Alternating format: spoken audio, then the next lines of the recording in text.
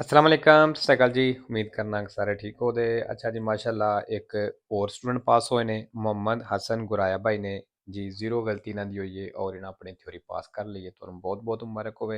और बाकी नवे स्टूडेंट वास्ते ਜਿਹੜੇ वीडियो पहली दफ़ा वेख रहे ने उन्हां दे ज़हन च दो चीज़ां ਹੁੰਦੀਆਂ ਨੇ। क्या ਇੱਥੇ ਇਸ ਚੈਨਲ ਉੱਤੇ ਪੂਰਾ ਕੋਰਸ ਜਿਹੜਾ ਉਹ ਸਾਨੂੰ ਮਿਲ ਜਾਏਗਾ, ਸਾਰਾ ਅਪਲੋਡ ਵੀ ਹੈ ਵੇ ਕਿ ਨਹੀਂ? ਠੀਕ ਹੈ। ਤੇ ਦੂਸਰੀ ਕਿ ਇਹ ਜਿਹੜਾ ਕੋਰਸ ਇੱਥੇ ਅਪਲੋਡ ਹੋਇਆ ਕੀ ਅਸੀਂ ਇਹ ਪੜ੍ਹ ਕੇ ਪਾਸ ਵੀ ਹੋ ਸਕਨੇ ਆ ਜਾਂ ਨਹੀਂ? ਠੀਕ ਹੈ।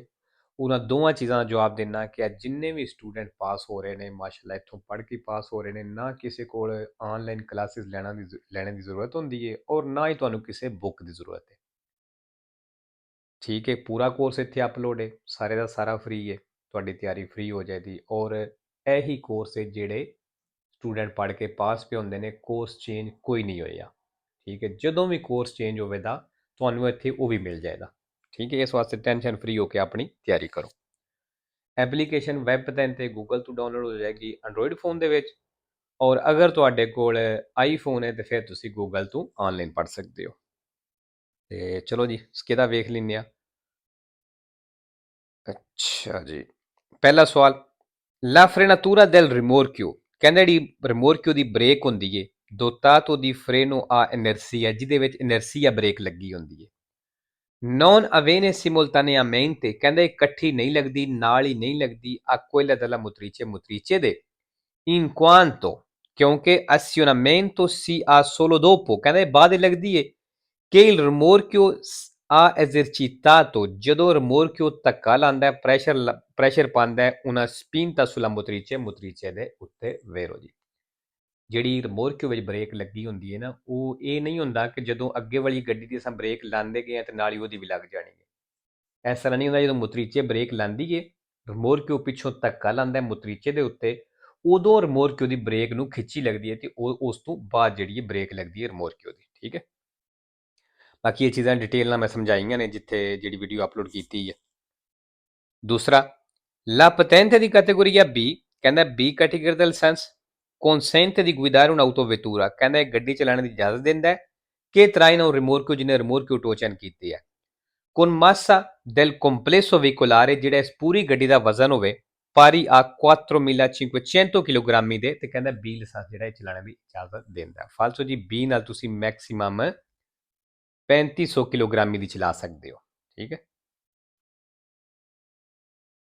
ਤੀਸਰਾ, ਕੀ ਇਹ penalmente e civilmente ਕਹਿੰਦੇ ਜਿਹਦੇ ਤੇ ਪੈਨਾਲੇ ਵੀ ਲੱਗੀ ਹੈ ਔਰ ਚਿਵੀਲੇ ਵੀ ਲੱਗੀ ਹੈ। ਰਿਸਪੌਂਸਾਬile di un sinistro stradale ਜਿਹੜਾ ਰੋਡ ਐਕਸੀਡੈਂਟ ਦਾ ਜ਼ਿੰਮੇਦਾਰ ਹੈ। in ogni caso ਕਹਿੰਦਾ ਹਰ ਹਾਲਤ ਹਰ ਸੂਰਤ ਦੇ ਵਿੱਚ assoggettato alla revoca della patente ਕਹਿੰਦਾ ਹਰ ਹਾਲਤ ਵਿੱਚ ਲਾਇਸੈਂਸ ਜਿਹੜਾ ਉਹਦਾ ਰਿਵੋਕਾ ਹੋਵੇਗਾ। ਫਾਲਸੋ। ogni caso ਹੈ ਜੀ sempre falso ਤੇ 2 ਵੇਰੋ ਨੇ। 4 number, in presenza del segnale raffigurato ਹੈ ਨਿਸ਼ਾਨ ਦਿਖਾਇਆ ਗਿਆ ਦੀ ਮੌਜੂਦਗੀ ਵਿੱਚ ਇਹ obbligatorio ਕਹਿੰਦਾ ਲਾਜ਼ਮੀ ਹੈ, ਜ਼ਰੂਰੀ ਹੈ। usare il segnalatore acustico ਕਹਿੰਦਾ ਹਾਰਨ ਵਜਾਣਾ ਜ਼ਰੂਰੀ ਹੈ prima di attraversare i binari ਪਟੜੀਆਂ ਕ੍ਰਾਸ ਕਰਨੇ ਤੋਂ ਪਹਿਲਾਂ। ਫਾਲਸੋ ਜੀ, ਪਟੜੀਆਂ ਕ੍ਰਾਸ ਕਰਨੀਆਂ ਹਾਰਨ ਵਜਾਓ ਵੀ ਤੇ ਟ੍ਰੇਨ ਨੂੰ ਕੀ ਫਰਕ ਪੈਣਾ? ਠੀਕ ਹੈ ਜੀ।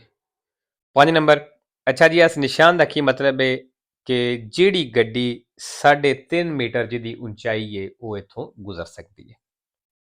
il segnale raffigurato ਹੈ ਨਿਸ਼ਾਨ ਦਿਖਾਇਆ ਗਿਆ può trovarsi ਕਹਿੰਦਾ ਮਿਲ ਸਕਦਾ ਹੈ in un punto ਉਸ ਪੁਆਇੰਟ ਉਸ ਜਗ੍ਹਾ ਤੇ in cui la strada passa sotto un ponte ਕਹਿੰਦਾ ਜਿੱਥੋਂ ਸੜਕ ਪੁਲ ਦੇ ਥੱਲਿਓਂ ਗੁਜ਼ਰ ਰਹੀ ਹੈ ਉਸ ਜਗ੍ਹਾ ਤੇ ਇਹ ਨਿਸ਼ਾਨ ਤੁਹਾਨੂੰ ਮਿਲ ਸਕਦਾ ਹੈ। ਵੇਰੋ può trovarsi ਆ ਗਿਆ sempre vero 2 falso।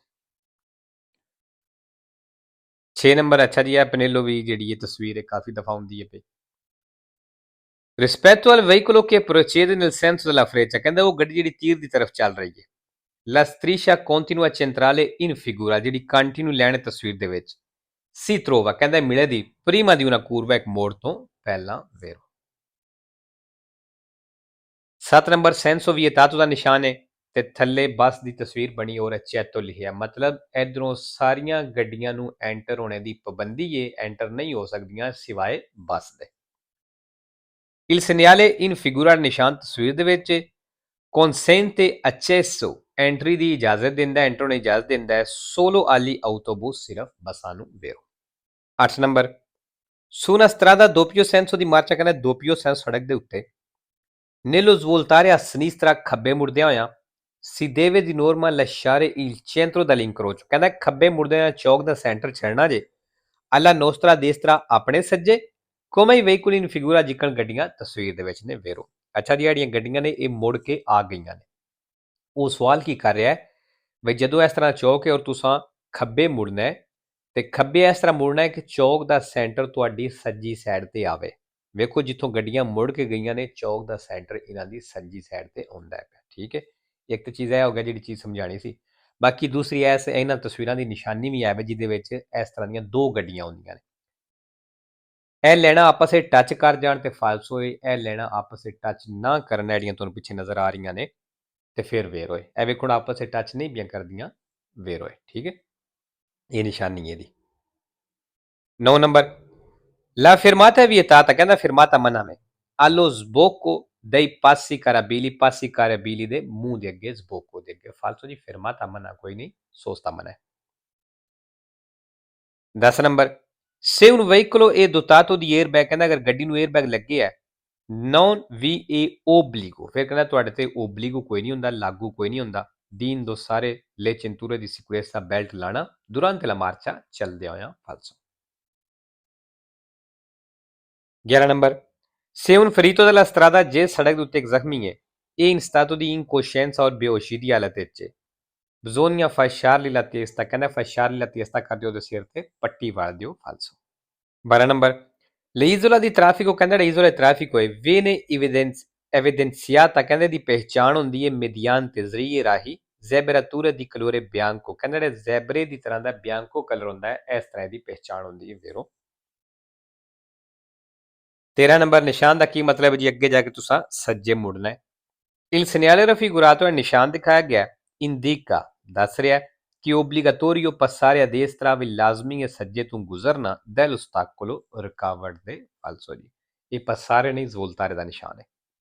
14 number, il semaforo di corsia reversibili, ਕਹਿੰਦਾ ਜਿਹੜੇ ਕੁਰਸੀਏ ਰਿਵਰਸੀਬili ਨੇ in figura ਤਸਵੀਰ ਦੇ ਵਿੱਚ ਇਹ posto solo su carreggiata, ਕਹਿੰਦਾ ਸਿਰਫ ਉਸ carreggiate ਤੇ ਲੱਗੇ ਹੁੰਦੇ ਨੇ ਇਹ ਜਿਹੜੇ ਇਸ਼ਾਰੇ ਨੇ senso unico di circolazione, ਜਿਹੜਾ senso unico ਹੁੰਦਾ। ਫਾਲਤੂ ਜੀ, senso unico ਨਹੀਂ, doppio senso ਤੇ ਲੱਗਿਆ ਹੁੰਦਾ। ਇਹ ਵੇਖੋ ਜਿਹੜਾ ਰੋਸੋ ਕ੍ਰਾਸ ਹੈ ਨਾ, ਇਹਦਾ ਕੀ ਮਤਲਬ ਹੈ ਕਿ ਤੁਸੀਂ ਇਸ ਕੁਰਸੀ ਉੱਤੇ ਨਹੀਂ ਚੱਲ ਸਕਦੇ। ਕਿਉਂ ਨਹੀਂ ਚੱਲ ਸਕਦੇ? ਕਿਉਂਕਿ ਸਾਹਮਣੇ ਤੋਂ ਗੱਡੀ ਆਉਣੀ ਹੈ ਤੇ ਅਗਰ ਸਾਹਮਣੇ ਤੋਂ ਗੱਡੀ ਆ ਰਹੀ ਫਿਰ ਮਤਲਬ ਵੀ doppio senso ਹੋਇਆ ਨਾ, senso unico ਤਾਂ ਨਾ ਹੋਇਆ। 15 number, si deve regolare la velocità, ਕਹਿੰਦਾ ਸਪੀਡ ਨੂੰ ਐਡਜਸਟ ਕਰਨਾ ਜੇ in base alle condizioni del fondo stradale, ਸੜਕ ਦੀ ਕੰਡੀਸ਼ਨ ਹਾਲ ਦੇ ਹਿਸਾਬ ਨਾਲ। ਠੀਕ ਹੈ ਜੀ, ਵੇਰੋ। ਬਾਕੀ ਉਹਨੇ ਬ੍ਰੈਕਟ ਵਿੱਚ ਦੱਸਿਆ ਵੀ ਇਹ presenza di buche, ਵੀ ਖੱਡੇ, sconsioni, fogliame, bagnato, ਵੀ ਸੜਕ ਗਿੱਲੀ ਹੈ, ਪੱਤੇ ਨੇ, ਖੱਡੇ ਨੇ, ਉਸ ਹਿਸਾਬ ਨਾਲ ਵੇਰੋ। ਠੀਕ ਹੈ ਜੀ, ਬਾਕੀ bagnato ਆਇਆ ਪੁੱਛ ਲੈ ਵੈਸੇ ਮੇਰੇ ਖਿਆਲ sempre vero ਦੋ ਫਾਲਸੋ ਨੇ, fondo stradale ਵੀ sempre vero ਦੋ ਫਾਲਸੋ ਨੇ। ਠੀਕ ਹੈ, ਤੇ ਲੋ ਜੀ, ਇਨਸ਼ਾਅੱਲਾ ਮਿਲਨੇ ਨੈਕਸਟ ਵੀਡੀਓ ਤੇ।